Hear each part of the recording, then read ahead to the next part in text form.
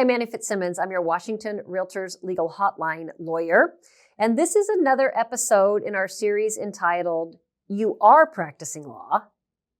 Is It Authorized? I want to bring you back to the language of the 1985 Cultum versus Heritage House Supreme Court, Washington Supreme Court decision, where the court lays out the scope of your authority.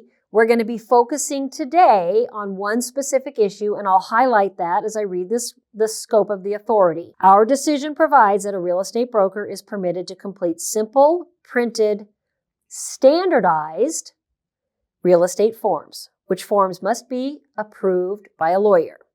It being understood that these forms shall not be used for other than simple real estate transactions, yada, yada. Printed, standardized real estate forms approved by a lawyer. Now, what does that mean?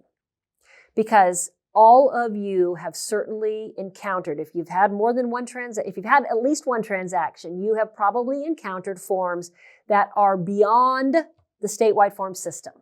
They might be forms that are put into the transaction by an REO seller, by a builder, by another real estate company or franchise, by a short sale negotiator.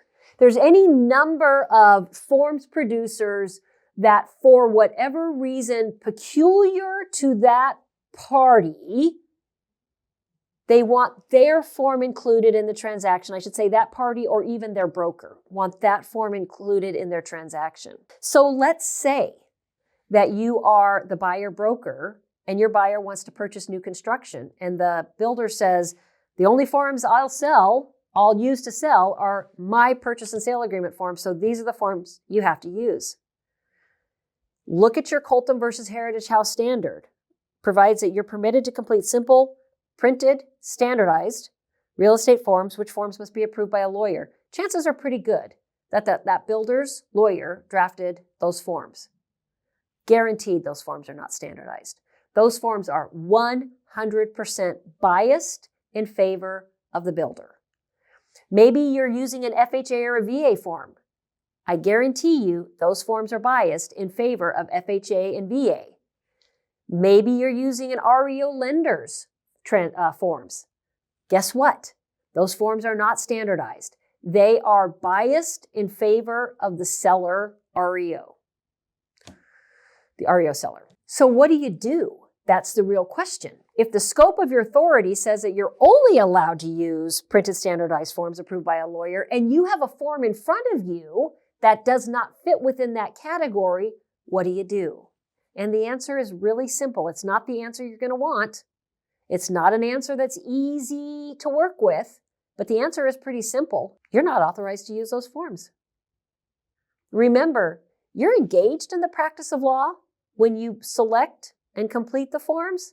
The question is your practice of law authorized based on the scope of authority granted to the real estate brokerage industry by Cultum versus Heritage House?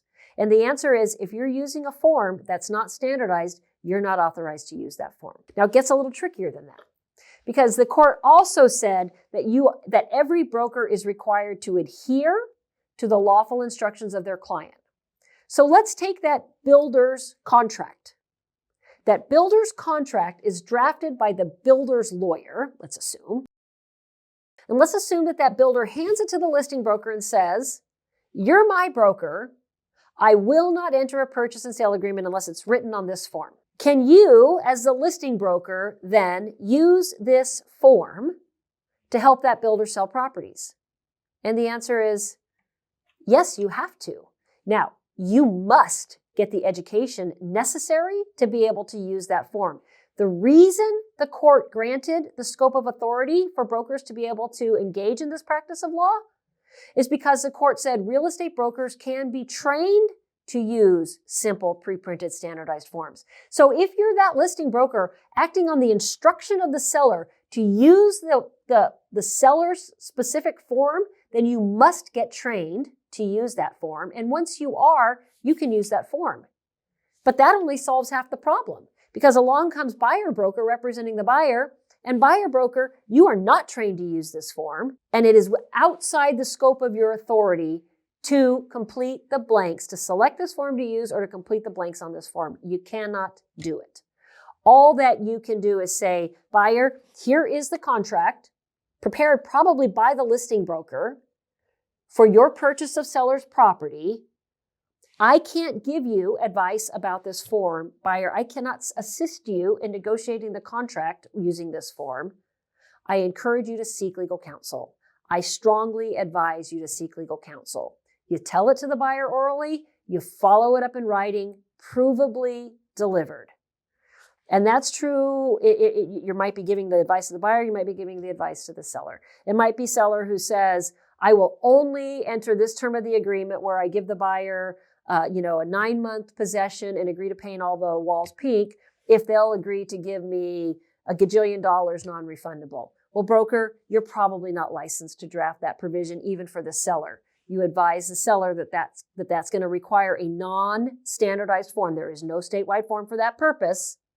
I advise you to seek legal counsel to have that provision drafted. So regardless of which side you're on, regardless of who you're representing, you have to be prepared to encounter the scenario where you are confronted with a non-standardized form. And what do you do in that scenario? If you have questions on this topic or any other, ask me a question by visiting warealtor.org. Thank you for being a Washington Realtors member.